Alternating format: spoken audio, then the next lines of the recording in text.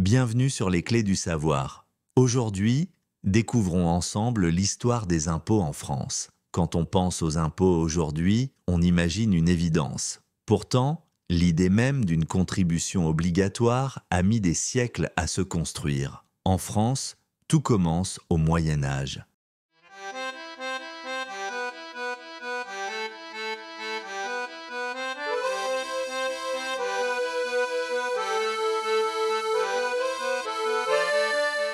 En France, tout commence au Moyen Âge.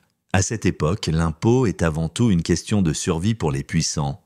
Les paysans, courbés sous le poids du travail, cèdent une part de leur récolte aux seigneurs et à l'Église. Blé, vin, bétail, tout ce que la terre produit devient matière à prélèvement. Le prélèvement le plus célèbre est la dîme. Un dixième des récoltes remis au clergé pour financer les églises, les monastères et le train de vie des évêques. Dans les campagnes, c'est le curé de la paroisse qui supervise la collecte, souvent accompagné du bailli du seigneur ou d'un sergent chargé de veiller à ce que nul n'oublie sa part. Mais l'Église n'est pas seule à exiger son dû. Les seigneurs, grands ou petits, imposent aussi leurs taxes.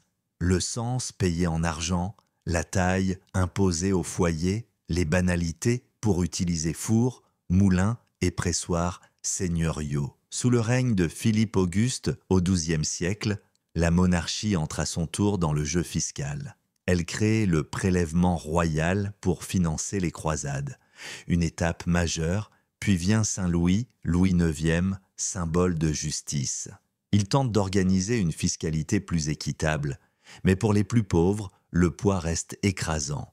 Quant aux évêques et aux abbés, ils perçoivent la dîme sur d'immenses domaines, parfois plus riches que ceux des barons. Certains prélats, comme l'évêque de Reims ou l'archevêque de Lyon, vivent en véritables princes, tenant leur propre cour. Dans les villes, les bourgeois ne sont pas mieux lotis. Ils doivent bien s'acquitter des octrois pour faire entrer leurs marchandises, de taxes sur le vin, sur le sel, sur le pain. Peu à peu, le Moyen Âge construit une machine fiscale lourde, complexe, étouffante, mais nécessaire pour faire tourner le royaume, financer les guerres, bâtir les cathédrales, nourrir le pouvoir des seigneurs et de l'Église. C'est dans cet univers d'inégalité et de devoir qu'émerge lentement l'idée d'un impôt plus juste, partagé par tous. Mais cela, c'est une autre histoire. Et voici comment s'achève la première partie de notre voyage à travers l'histoire des impôts. Retrouvez-nous bientôt pour découvrir comment, petit à petit, la fiscalité a façonné le monde moderne. Abonnez-vous pour ne pas manquer la suite de cette aventure fascinante.